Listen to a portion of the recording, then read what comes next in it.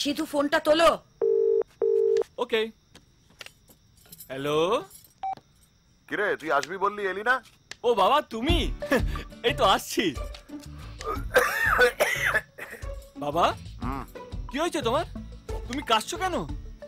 ঠান্ডা লেগেছে নাকি? আরে একটু ঠান্ডা লেগেছে তাই কাশছি।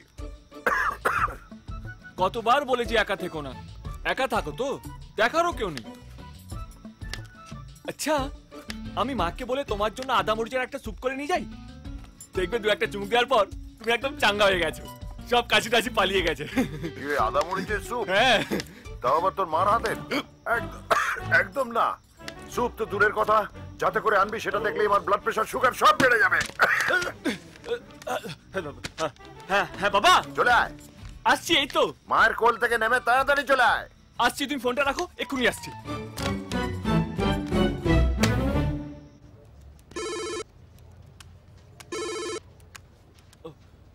হ্যাঁ মা।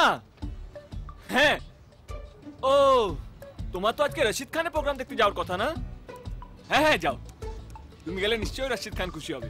হ্যাঁ হ্যাঁ এই শোনো না, ওই যে নীল শাড়িটা আছে না তোমার, আরে ওইটা যেটা বাবা দিয়েছে তোমাকে, হ্যাঁ হ্যাঁ আজকে তুমি ওইটাই পরে যাবে। ওইটা পরলে তোমাকে দারুণ লাগে, অসম্ভব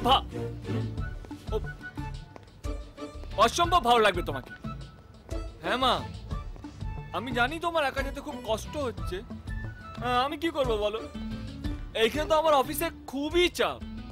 হ্যাঁ আমি বুঝতে পারছি না, কিচ্ছু হবে না মা, আমি আছি তো এখানে, আমার লক্ষ্মী শোনা মা। হ্যাঁ আরে আরে কিচ্ছু হবে না।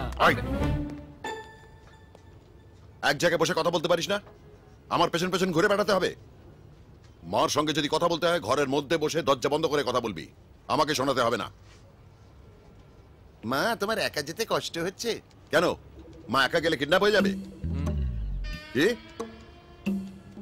ইডিয়েট একটা।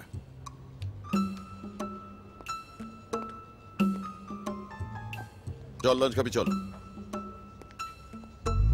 আবার ওদিকে কোথায় যাচ্ছিস? মা রান্না করে পাঠিয়েছে। কেন? মা ছাড়া কি পৃথিবীতে কেউ রান্না করতে পারে না? মার খাবারই খেতে হবে। আচ্ছা যা গিয়ে নিয়ে আয়, কিন্তু খবরদার খেতে খেতে মার কীর্তন গাইবি না।